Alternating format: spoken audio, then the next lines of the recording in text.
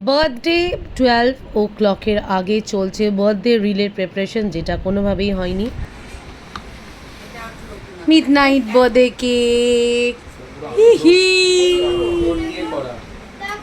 সবাই এসেছে।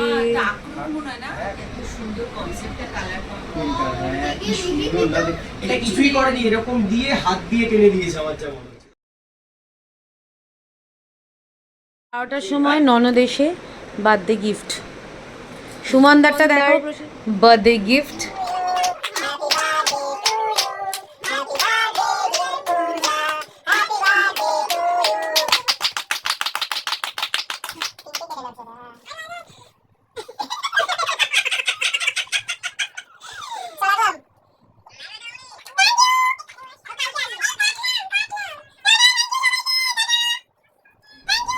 পৌঁছে গেছি অফিস, সকাল সকাল রোজেস অ্যান্ড চকলেটস অফিস থেকে বেরিয়ে পড়েছি।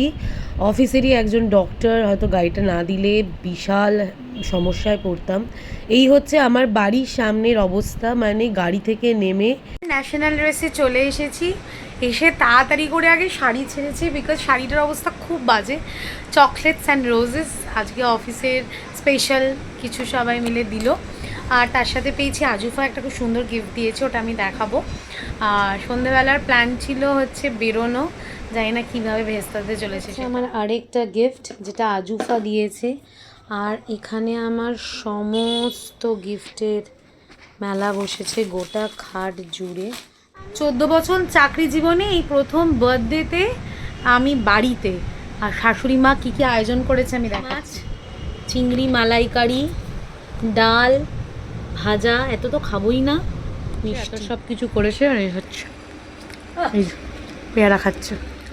প্রসেনজিৎ চলে এসেছে বাড়ি নবদ্বীপের লাল দই আর ভাপা সন্দেশ নিয়ে। জন্য যাদের আসার কথা ছিল তারা তো কেউ আসতেই পারলো না। এখন আমি যাচ্ছি আমার বাড়িতে একটু কেক আর পায়েস আর মিষ্টি দিতে। আর ডিনারের প্ল্যান ছিল অন্য জায়গায়। ড্রেস কিনেছিলাম 2.5 মাস আগে, আমি সেটাও পরতে পারবো না, যে পরিমাণ বৃষ্টি হচ্ছে। দেখা যাক যখন বেরাই তখন কি হয়। এই ড্রেসটাও আমি কিনেছি, এটাও আমার সেলফ গিফট। আজকে এটা দিয়ে রেডি হব, তো চলো দেখাচ্ছি। আমরা এখন যাচ্ছি হচ্ছে পিটার হুতে, পার্ক স্ট্রিটে, কারণ প্রচণ্ড বৃষ্টি পড়ছে। এর থেকে কাছাকাছি ভালো রেস্টুরেন্ট পিটার ক্যাট অলরেডি খাওয়া হয়ে গেছে, তো আমি চাইছিলাম নতুন কোনো জায়গা ট্রাই করতে। তো চলো দেখাচ্ছি ওখানের অ্যাম্বিয়েন্স আর কী কী খাচ্ছি। সাজুগুজু করে বেরিয়ে তো পড়েছি। রাস্তার দুই সাইডে ঠিক এতটাই জল, বুবুর শরীরটা ভালো নেই, তার মধ্যে বৃষ্টি। তো আমরা পৌঁছে গেছি হচ্ছে পিটার হু।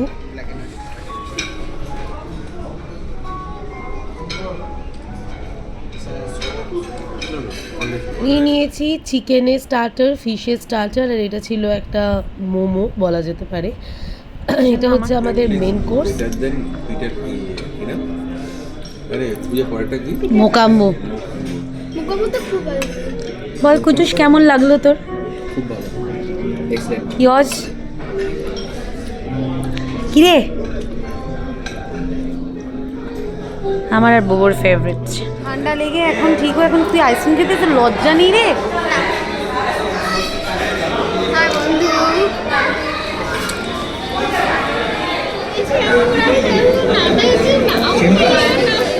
এই কেকটা বলি, এই কেকটা নিয়ে এসেছে বৌদিরা। এটা কিন্তু নর্মাল কেক না, এটা হচ্ছে আইসক্রিম কেক, যেটা অলমোস্ট 3-4 দিন ধরে আমাদের এখনো ফ্রিজেও আছে।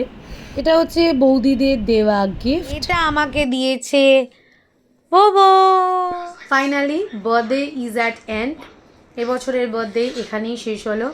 বার্থডে রেজলিউশন হচ্ছে আমি 20 কেজি কম করবো সামনের বার্থডে আসার আগে। আর বার্থডে ব্লগটা এখানেই শেষ হচ্ছে।